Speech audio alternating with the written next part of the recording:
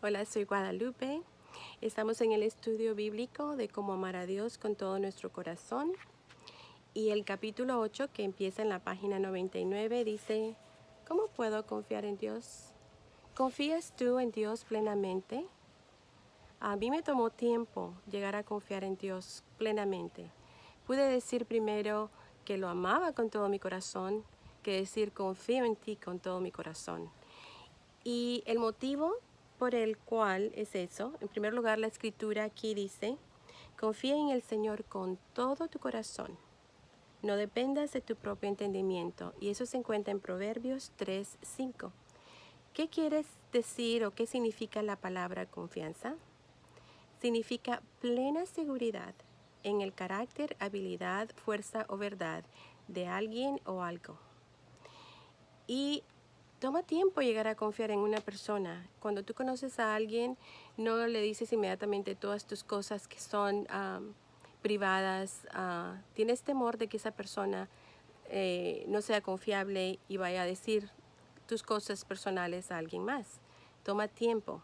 Y la pregunta número 1 en el libro dice, ¿alguna vez alguien te ha fallado, te ha defraudado, te ha traicionado? Y muchos de nosotros a veces, amigas, amigos, familiares, y uno empieza a dudar de la confianza de las demás personas, ¿no?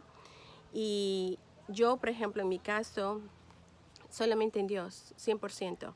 Y sí, poquito a poco puedes desarrollar una confianza con alguien, pero no es plenamente, simplemente porque muchos hemos confiado en el pasado solamente para que nos decepcionen o nos fallen, ¿verdad? Porque somos humanos.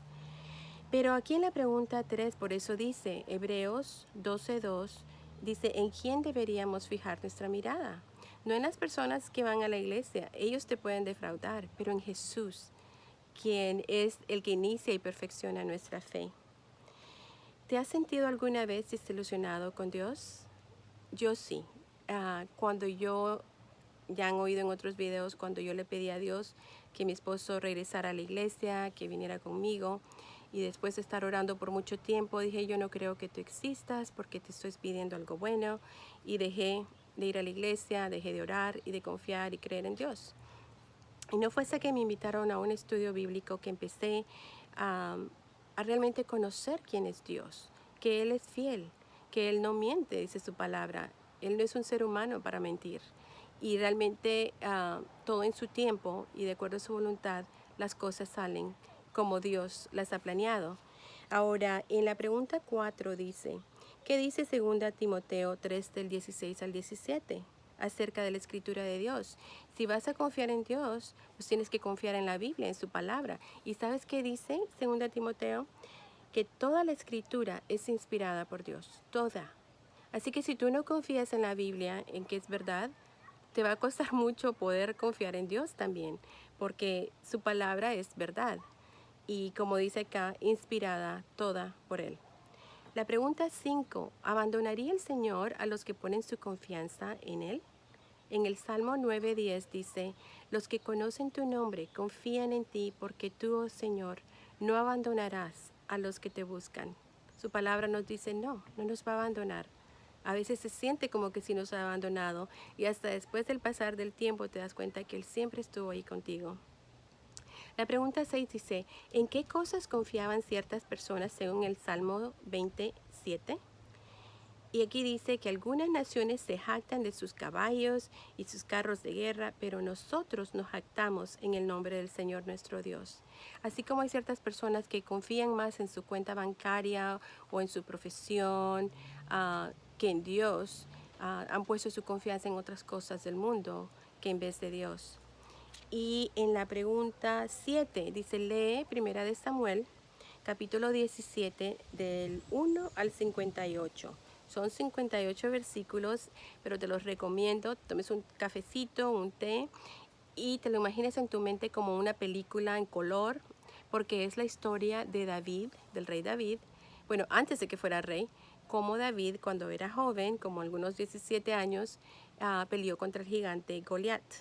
Y que él, fíjense bien, él dijo, les voy a leer aquí el versículo 45. ¿En nombre de quién venció David a Goliat? Dice, todos los que están aquí reunidos sabrán que el Señor rescata a su pueblo, pero no con espada ni con lanza. Esta es la batalla del Señor, y los entregará a ustedes en nuestras manos. Y luego fíjense que en el versículo 37, ¿a quién a quién acreditó David su fuerza y su poder? Aquí en el versículo 37 dice, el mismo Señor que me rescató de las garras del león y del oso, me rescatará de este filisteo, del gigante. Entonces, así fue como David aprendió a confiar en Dios, de que él se dio cuenta que Dios lo había rescatado del león, del oso, y dijo, él también me va a proteger contra este gigante. Ahora, la pregunta 9 dice, ¿cuál es el resultado de los que ponen su confianza en el Señor Todopoderoso? Conforme al Salmo 84:12. El resultado es alegría. Dice aquí, oh Señor de los ejércitos celestiales, qué alegría tienen los que confían en ti. Y el 10 dice, escribe el Salmo 13:5. Pero yo confío en tu amor inagotable. Me alegraré porque me has rescatado. ¿Se fijan bien cómo David tenía confianza en el Señor? Y la otra cosa es, ¿cumple Dios sus promesas? En la pregunta 11 dice, ¿cuál es la promesa y la profecía en Miqueas 5:2? ¿Y cuál es el cumplimiento de esa promesa en Mateo 2, versículos 4 al 6? Y lo que dice es en Miqueas desde cientos de años antes que el Mesías, que Jesús iba a nacer en Belén. Y luego se cumplió la profecía y lees en el Nuevo Testamento que Jesús nació en Belén. Otra profecía se encuentra en la pregunta 12, que le dijo Jesús a sus discípulos que le iba a suceder en Mateo 17:9. ¿Y fue cierto? Lee Juan 2:22. Entonces dice que es cuando mientras descendían de la montaña, Jesús les ordenó a sus discípulos, no le cuenten a nadie lo que han visto hasta que el Hijo del Hombre se haya levantado de los muertos. Ya le está diciendo, yo me levantaré de entre los muertos, yo voy a morir y voy a resucitar, ¿verdad? Y luego lees en Juan 2:22. Después que resucitó de los muertos, sus discípulos recordaron que había dicho esto y creyeron en las Escrituras y también en lo que Jesús había dicho. Se cumplió. Hay cientos de profecías en la Biblia que nosotros creemos por fe, pero hay mucha evidencia también que cuando ya empiezas a estudiar las Escrituras te das cuenta que Dios es confiable y que no miente. Así que la pregunta acá antes de terminar, ¿qué pasa cuando tú decides poner tu confianza en Dios y a cambio experimentas dolor, pérdidas, decepción y abandono? ¿Dónde está Dios? Admiro a las personas que a pesar de haber sufrido grandes pérdidas y situaciones difíciles, no rehúsan o abandonan su fe. Es fácil alabar a Dios cuando nos va bien, pero son las personas que han pasado adversidades y siguen con su confianza en Dios son las que son realmente dignas de admirarse por su fe. La pregunta 13 dice, ¿cuáles son las palabras de Jesús para ti en Juan 14:1? No dejen que el corazón se les llene de angustia. Confíen en Dios y confíen también en mí. Eso fue lo que dijo Jesús. No se llenen de angustia, pero aprendan a confiar en Jesús. Y la oración al final, hay más acá en las páginas 107, 108 y 109 que pueden leer, que habla más de cómo Dios es nuestro amigo fiel, que nunca nos va a desilusionar. Pero la oración para concluir aquí dice, amado Señor, gracias por ser digno de confianza y por serme fiel.